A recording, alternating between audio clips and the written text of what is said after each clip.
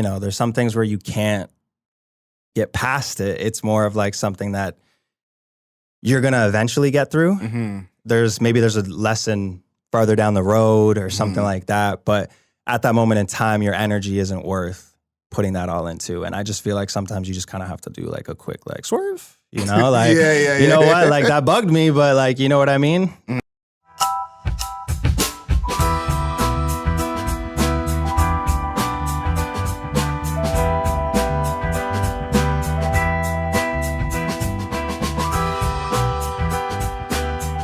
Here in the cut, we challenge our guests to finish a tub of ice cream before the end of the conversation.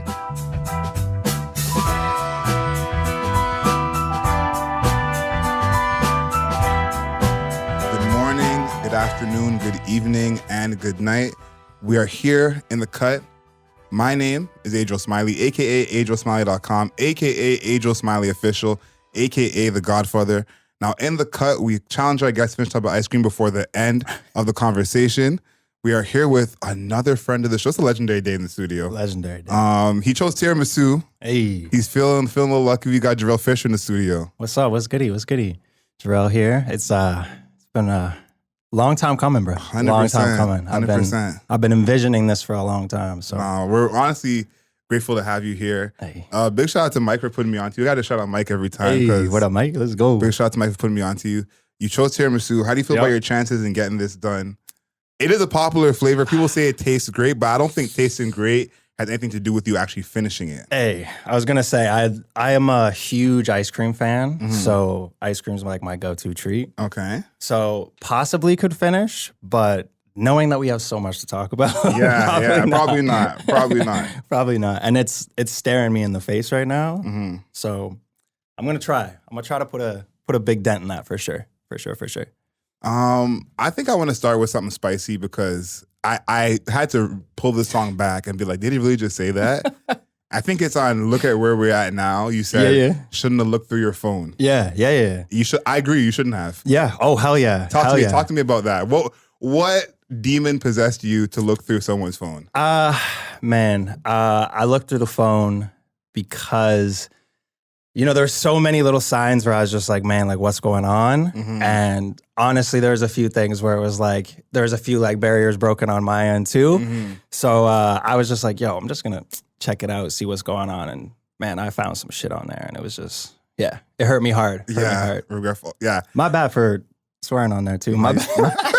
No, just noticed that. The hurt was real. The hurt was real. Yeah, when I heard that line, especially because you start the song out with that, which is like, that kind of leads into a bunch of other stuff. Oh, yeah. But it's like, to look through someone's phone on either side. Yeah. That's a crazy place. Yes. It's a crazy place to be. When you go through somebody's phone, you necessarily don't want to go through their phone. Like you just start there. You don't want to because like even if they're not doing shit, it's still like just the way they talk, communicate, who they're talking to is always just like it's gonna be something you don't want to see. Yeah. Exactly. Like you never go through someone's phone and be like, oh.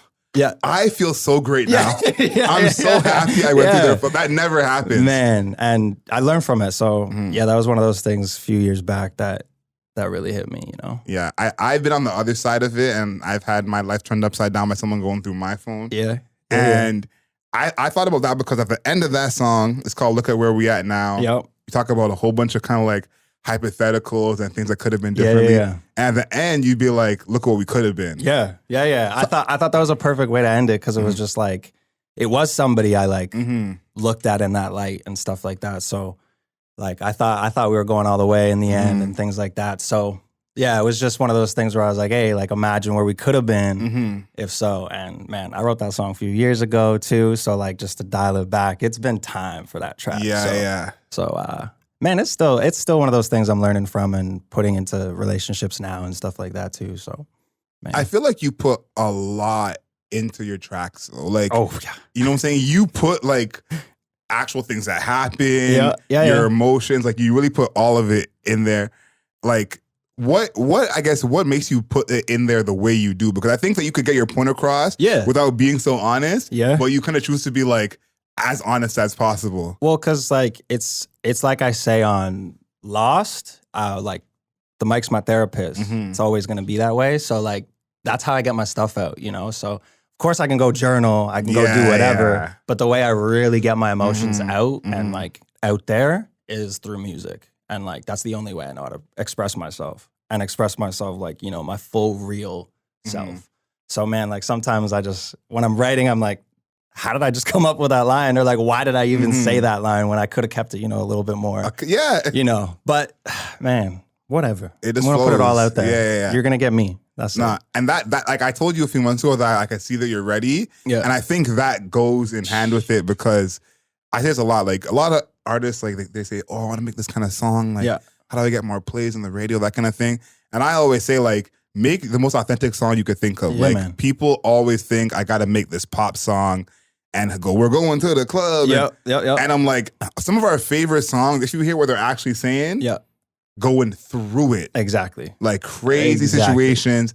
And the authenticity is usually what comes through more than anything. And so knowing that you already had that in your music and then seeing you perform, I was like, okay, that's usually the thing that comes last is someone understanding how to be authentic. So where did that come from musically? Because some people have that in their normal life, like I know them as people, super authentic, super real. But in their music, it's kind of a struggle to, you know, be that same way. So where did that come from? Because it feels like that's like natural to you. Yeah, I feel like I learned a lot from my mom. Like my mom's all over the album too. So for sure, there's a lot of lessons she taught me and a lot of things that, you know, she taught me that she was learning through herself as well. So seeing her go through it and then like, man, I'm just going to learn and go through it the same way, you know, like I'm just trying to be better every day, you know? So if I got to, you know, learn some hard lesson and go through it that way, then cool. So again, it cycles back to the whole point of like me being honest through my music is just like that way of learning that lesson and going through it in that sense. So again, you're just gonna always get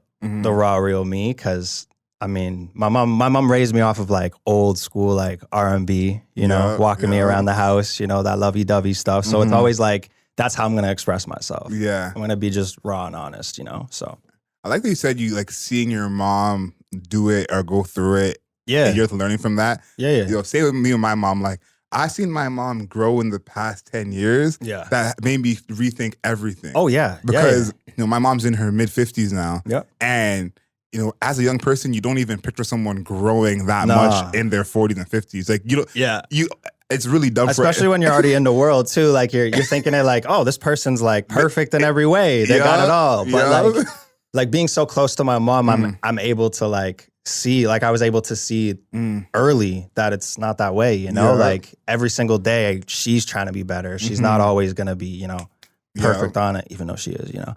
But like, you know what I mean? Like it's still one of those things that you got to learn. Yeah. So she taught me right away just to like, hey, you're going to learn lessons, learn that lesson and then keep going.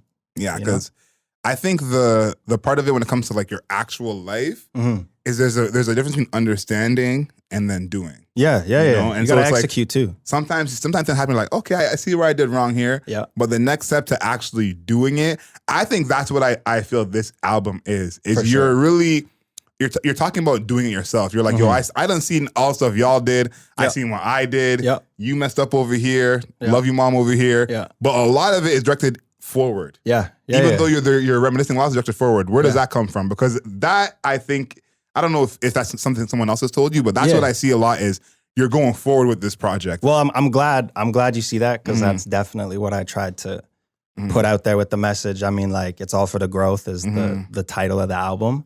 And I mean, that's what it is, right? It's 4 years, three and a half to 4 years of like a bunch of music that I just had collected that I was just so in love with and I couldn't let go, you know what I mean? And you just kept building and compounding on certain songs and certain songs have like 5 revisions over like 4 years. But yeah, it's like I really grew on every song. Like every song has a lesson for sure when you go back and like really listen to them, you know? So man, that's how I do it. Just put it through there. And you're trying to be a singer, man. There's definitely a lot of songs I hear. I was like, what's wrong with Drake? I said this to you before, but on this project, you're definitely like, nah, I sing now. Hey, man, it's always been a thing that I've wanted to do. Like, of course, rap is where I'm gonna sit. I love rapping. It's fun, but I mean, I grew up on old school R&B and like Usher and like Chris Brown, and I look up to those guys who are entertainers and. I can rap for sure. I can bring the energy for sure, but I want to be able to like throw down a few vocals and have people kind of just like, oh shoot, you can play both sides. Like, is there a song on here that you're most proud of your vocals? Because you have a few that are impressive to me, but I want to know what's like the one that you're like, I did that. I mean, like all around, I'd say like vocal, just right away, like vocals and what I hit. I mean, My Vibe was one of those ones for me where it was like, yeah, they're a little like pitchy and they're little things that I kind of like tested and kind of like pushed myself on. But My Vibe is one of those ones that I felt like I was really pushing my boundary on. Yeah. What else? What else do I got? I got It's All for the Growth, the opening track. I love to hear this guy said, what else do I got? Light flex, my bad. Hey, I love this album. Like as much as like it's taken its time, it's gonna grow. It's gonna be like one of those slow burns, I feel like. And like one of the things I set out to do for this was like I didn't want to push, like I didn't want to put crazy promotion behind it or anything like that. I wanted it to be like a little bit more organic. And I could just allow people to take in the music and hear what I'm talking about and be like, oh, that's why he was down in it, a couple months back and things like that. So I want people to be able to just like pick it up on their own and, and I feel think, where I'm at. I think it's going to age well. I think that's what I think. I think it's going to age well. A song like Can't Forget.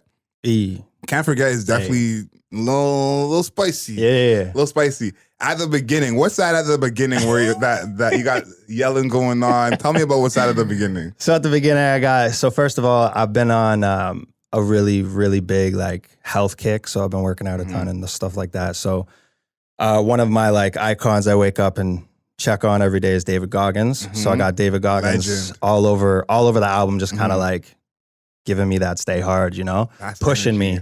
And for Can't Forget, like when I was sitting there with that first bar, like we'll talk about that. Yeah, like when I was sitting there with that first bar, I was like, I really have to, talk something on this because when I heard the beat, I was thinking about a lot of situations and a lot of things I went through the industry because we know how the industry is. And you have friends and you have people like that where, doesn't turn out that way. And just, I had those things where it was like I lost respect for people lost respect for me type thing.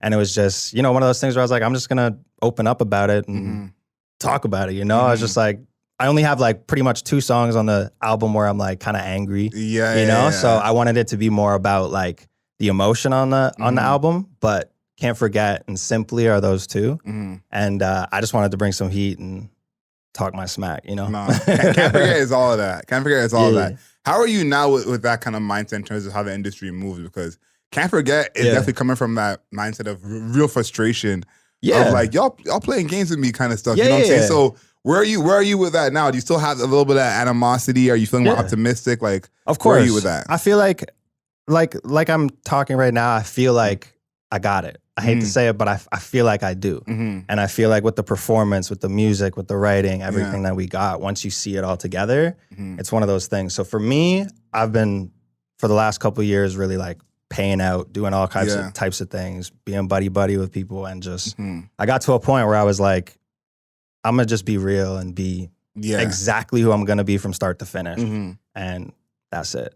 So for me, it's like, I'm not going to go out of my way for certain things. So of course I'm still playing the industry game. Yeah. But I'm being more choosy with it. My energy's like on Simply, my energy is something, I keep very close. So I can't let that slip.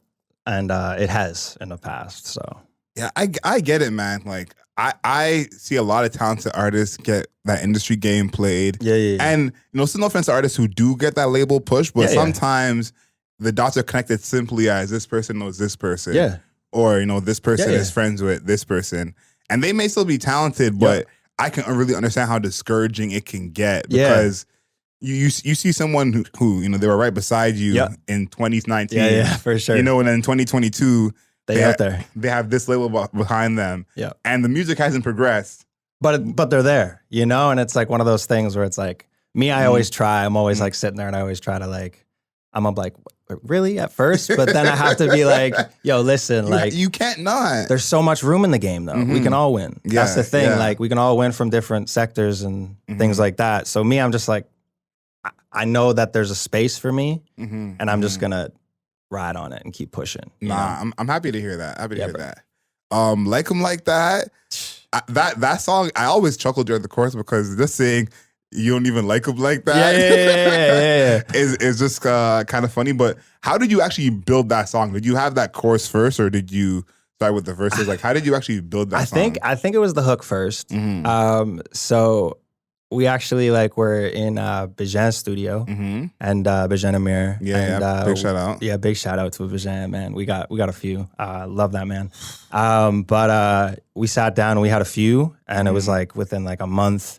And yeah, I took it home. I actually couldn't finish the song there, and I took it home, and it was probably a year later. I finally got it all together, and I sent it to him, and I was like, bro, I know it's been forever, but this is how I wanted it, I didn't want to have it any other way. This is the perfected version of it, yeah. And it went along with us through 2 moves and tons of stuff. So I had to really think about how I wanted to have that record sound. And yeah, I think I got it to where I really needed it. What was stopping you? Because if you had that chorus, yeah. What were you kind of putting together in the verses that you felt like you wanted to fit better? It was my delivery. A lot of the time I have, the stories put together, the verses put together, the writing. But it's I just feel like I can deliver it a little bit more special, give it a little bit more oomph. Yeah. And that was a big thing for me. But also I felt like the writing over that year got really tight. I did a few songwriting camps and stuff like that. And I could just feel myself getting better. So when I was listening to it, I was like, this ain't it yet. Yeah, you could do better. Yeah, we had it for a while. So it was I think that was one of the first ones. That was one of the 4-year ones. Yeah. We've had that for a long time. Yeah. This I feel this album has been being put together basically since I've known you. Yeah, bro, for real. Because the thing is my first album was Undertow, and I wanted something to follow that would hit the kind of points and the things I wanted it to. Because the Undertow was my first project, and we got our first blog posts and everything. Shout out to Jerelle in the room. We had to. We need the air horns Kid for from that. the 6. Yeah, you know what I mean? So from there, I just wanted something to follow up with that would, make some noise the same way. And just everything I was making up until that point just wasn't hitting that standard I wanted. And so it took time. 2017 was Undertow. So, I mean... That's a hot minute from now, yeah. We dropped the Lockdown Pack, which was that little EP during COVID. Yeah. Which was just a bunch of ideas that we put together over that time. And then we had the mixtape Jerelle versus Beware. Yeah. And that was experimental. I still think that project slept on. I was gonna say it still slaps. Yeah, it still slaps. Don't talk about it a little lightly that. Yeah. No, it's not light. It's not light. We open up with shots fired and man, I'm saying, I feel like with my music, it is one of those things where it has to be a slower burn because there's lyrics in there that I want people to catch and there's stories and so yeah, I felt like it was the right time to finally get to putting an album together and it finally worked out. And finally getting out, because my issue is I think there are people like you who are great lyricists, and especially on this project, this project passes the Eminem test, and the Eminem test is if you were a real artist, you don't have to put out a biography because all your stuff is in your music. And this album passes the Eminem test. But there are so many songs and so many albums that are deep, but the casual listener, however, is just they like the beat, of think about a lot of J. Cole songs. When he's spitting some crazy heat, but everyone just kind of likes the beat or the cadence. And so there is that middle ground of you are bearing your soul here. But there is a bit of someone might just bop to this because when you perform, that's the energy that I feel comes through. People are just with the energy. I feel like that's the main portion of the. When did you feel like you got your performance to that level where you were okay, we could rock anywhere now? Because you were born for a long time, but when did you personally feel okay, I'm here now? Honestly, I can't lie. It was probably 2017. I didn't really talk about it, but it was one of those things where we were on stage and I was damn, this is what we could do. And it was opening up for Sunreal. We opened up for Sunreal and Waterloo, and it was just big throwback. But it was just seeing the crowd engagement and, talking to people afterwards, and just how people who, saw me then are still talking about that performance today is still pretty cool. Yeah. Because like, some people haven't been able to catch me in Waterloo again and stuff like that. So I don't know. I feel like that was the one where I was just like, damn, we can do this. And then there was our first like Toronto tour. We did I think we did 4 shows in like a month in Toronto. We booked those ourselves, like kind of just like out on a whim, just like whatever. And I was sitting there like, oh, back-to-back shows. We can definitely do this. My energy's on like 300 right now, and it's just getting higher. So yeah, man, I think that was kind of like when I noticed it through the Undertow like era. Into that like mixtape from back then. Yeah, for sure. Okay, so you felt like your performance was where it needed to be. Oh yeah, we just been like tweaking stuff and like getting stronger in that sense. I feel like, more recently we opened up for Armani White and Don Valley, and Waterloo again, and that was our first sold out crowd. And again, that was one of those more like I was like, oh shit. Yo, it's like, crazy this to say. This is it. I feel bad for Dom and Armani having to go after y'all. I know it's crazy to say, but like I gotta laugh. I do feel bad for them having to go through that. Man, honestly. It was I'm just gonna always put out my all. It's like I love performing. So when I have a chance to perform on stage, I'm gonna do 150% for sure. Like, I'm giving you blood, sweat, tears, always. You said on Lost that you made some decisions to get over it. Yeah.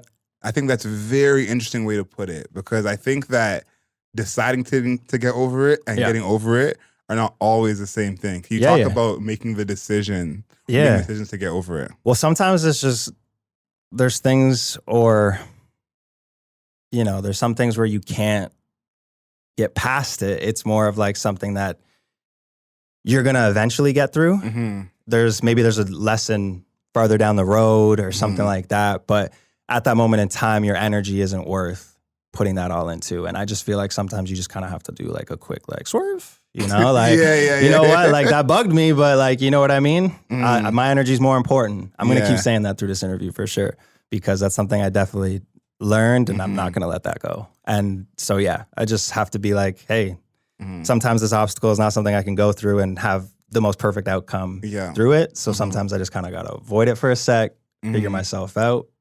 Maybe I'll learn a few more things around that time, come back to it. Who knows?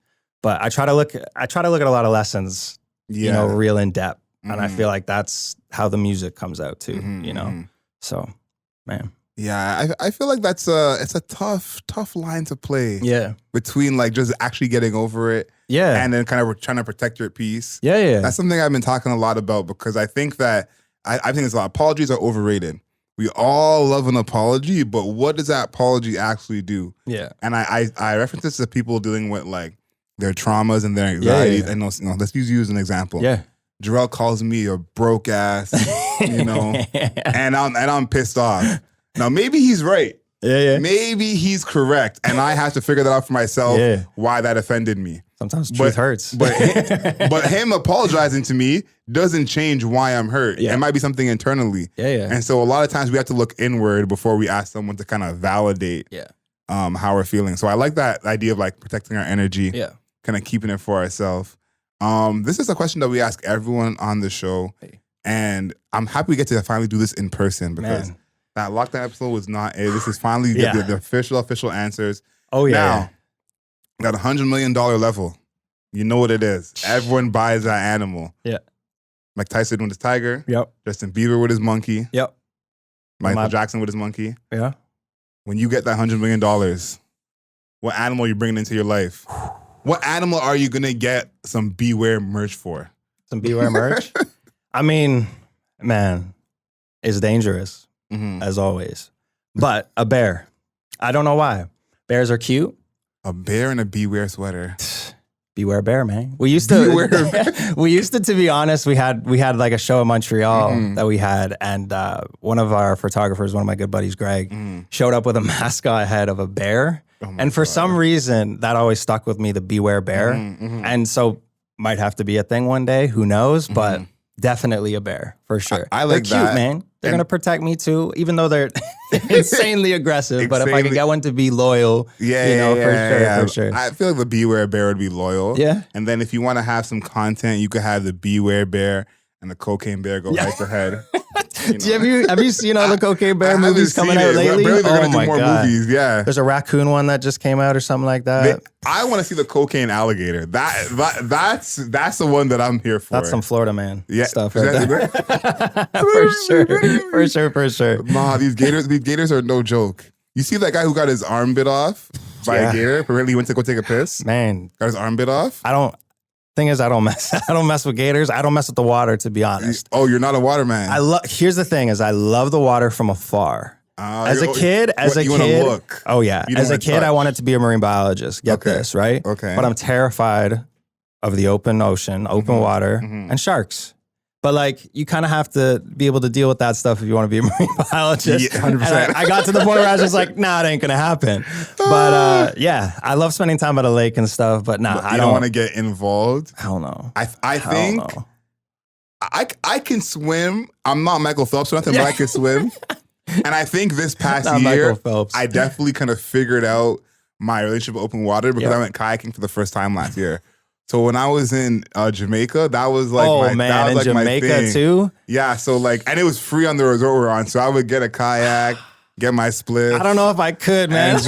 I don't know if you could catch me in open Jamaican water like that. Yeah, it was kind of wild, but it was a nice vibe. It was a nice vibe. Yeah, it was a nice vibe. So the thing is, I smoke too much. That's why.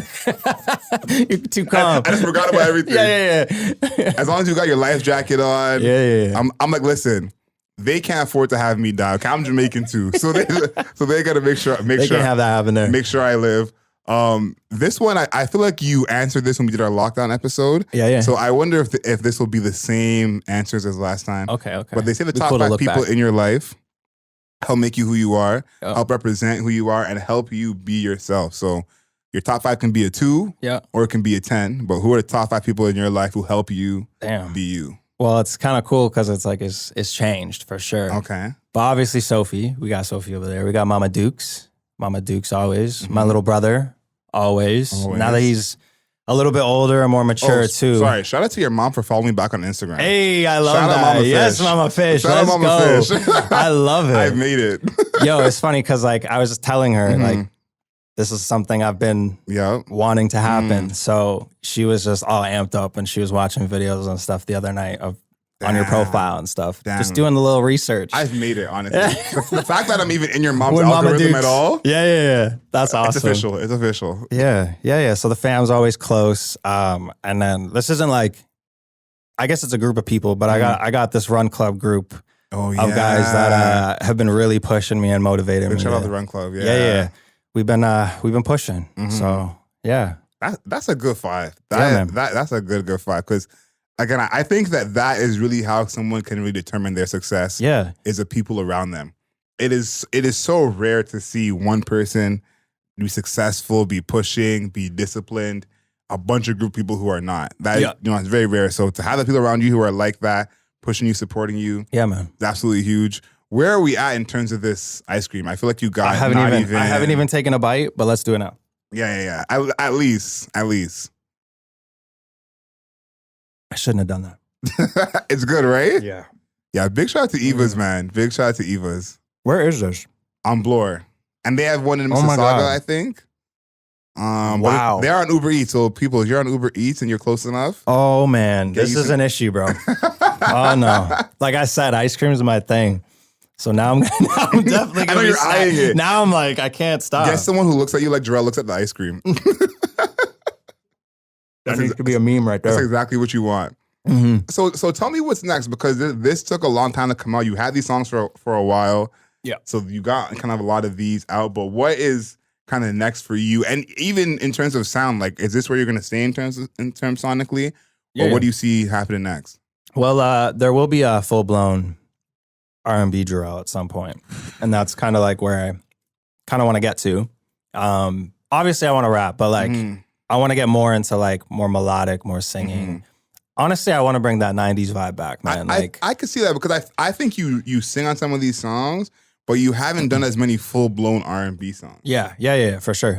For sure. I think like kind of like the closest one for me, which I kind of switched up last second, would have been like Come Through on the album. Yeah. Come Through is one of those ones where I was actually singing the whole way through at first. And actually I got a remix coming on the deluxe/EP coming soon, with my girl Raven. So we got one of those popping soon, full singing all the way through.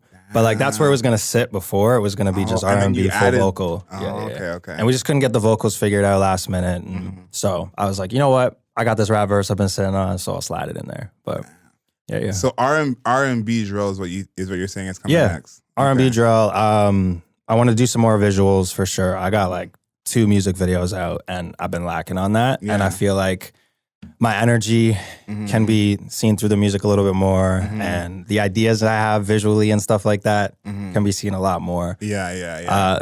Dance hasn't even started yet, and that's where I grew up on. That. So that's going to be incorporated in there for sure too. I can't wait to see what kind of dancing you do in your live show, because there's so much energy when you rap. Yeah, that it's going to be hard. It's just going to be crazy. Like you're already in good shape, but this is going to be That's why I'm hitting the gym every day, man. 100% for a reason. Got to. And I have said this, like, I do think that dancing in rap is the next frontier. I've said this for a few years, that a lot of Uzi right now. Uzi is there. I think Offset is going to enter that arena as well. And so again, whoever of these rappers feels confident enough to get their dance on. Think about Drake, Hotline Bling. Yeah, he wasn't rap, but like but he did those two. And the thing is, like, someone like Drake can't really dance, but he's not afraid. That's what made it, right? But he's not afraid to, do a little something. So I think that is the final frontier, what's coming up next. For sure. Now we have this segment called Wednesday Wisdom. Okay. You can quote or sing, either you remind yourself of or you remind other people of. You've been dropping gems for a long time. I'm excited to see what you got for this. So what's that quote or saying that either you remind yourself of or that you... I got one that's just coming in my head only because we've been talking about it a little bit through this interview, but 1% every single day. You got to be better 1% every single day. Doesn't matter what it's in, just always pushing forward, always learning lessons, and just keep going. That's a good one. I like that. I think that one is manageable. Simple, but it's manageable for a lot of people. Yeah. What I've realized is that some people mentally are kind of trying to overcome themselves. Yes. When it comes to trying to improve. And when you make the number too big, that's it. 100%. So it's 1%. You feel better about yourself every day, and it kind of just helps you push further. Because when you're discouraging yourself, thinking like, damn, I didn't do this yesterday or that yesterday. But like, if you're going 1%, you can look at what you did do, and you're like, okay, that was a W today. You can feel accomplished before. Yeah. Because you can convince your brain of anything. And if you tell your brain you can't do it, your brain will believe you. I do it. I find myself doing it all the time. Like I'll say like, I'll have an idea and I'm like, and then right away when I'm doing that, I'm like, okay, man, you can't be doing that. Like, because you're already stopping yourself from getting there. And people don't understand how detrimental your thoughts are. Like, it's crazy. This is the last piece before I wrap up. So take this with a grain of salt. Okay. This is about Kanye West. I know it's triggering, but Kanye is one of the key people who uses manifestation. Yeah. Talks about it all the time. Yeah. And there's a clip I saw from 2012 where he says, I'm going to marry Kim Kardashian. I'm going to have a huge fashion line. Yeah. And I'm going to be the president. And everybody laughed. The only thing that hasn't happened yet is him being president. So who knows? Who knows? But manifestation for real is real. You got to speak it. But you got to live by it. That's the other thing. Like, it's something that, like, because I sit there and discourage myself all the time thinking like, man, I've been visualizing this kind of stuff. Like, example, sitting at this table with you, having this conversation. Yeah. One of those things I've been manifesting. But like, it's like, you could be kind of being like, oh, like, not yet though, or something like that. And you're stopping, like, you're slightly stopping yourself, and it just pushes you off that trail. The one thing I notice is when I'm like, I'm going to do it right away, it's going to happen. Exactly. It happens hands down. I think we don't give ourselves enough power. Yeah. I said this yesterday to my friend. She was talking about she wants to apply to some jobs. Yeah. She's looking for a new job, and she said she hasn't applied yet.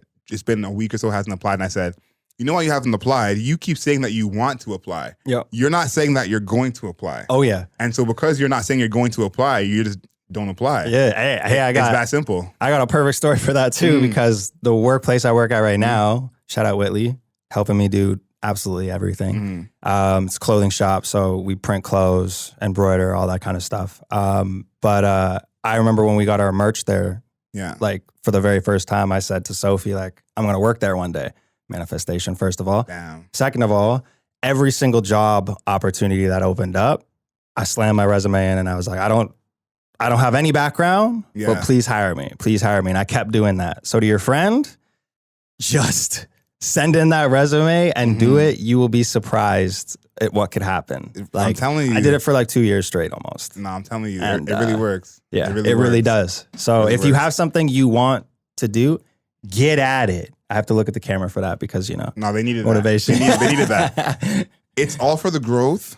Yep. Please go listen to that. I think that's a please. If you care about anybody, that's the album for you to listen to. You going through it. Yeah. You got some emotions that you can't really explain or understand. The album will help you with some stuff for sure. If you look through phones, if you don't look through phones, if anyone's done you wrong, if you've avoiding never done complications, wrong, any of it, please make sure you listen. If you've made it to the end of the podcast, you know what to do. Leave that rating, leave that review, 5 stars, not a single star less. Make sure you follow us on all the interwebs. The Cool Table Live on Instagram, the Cool Table Live on YouTube. I want to thank you again. This has been a long time coming. Legendary conversation. Long time coming. I'm excited for, how this grows because, again, I feel like these songs I've been hearing about for time. Yeah. You got a few of them. For sure. And I'm happy to hear them out and see them out, but I'm so excited for what's next. It's a pleasure to have you here. And last but not least, canceling. Bring back bullying. For real. Know yourself. Know your worth. For real. Thank you for having me, man. Awesome.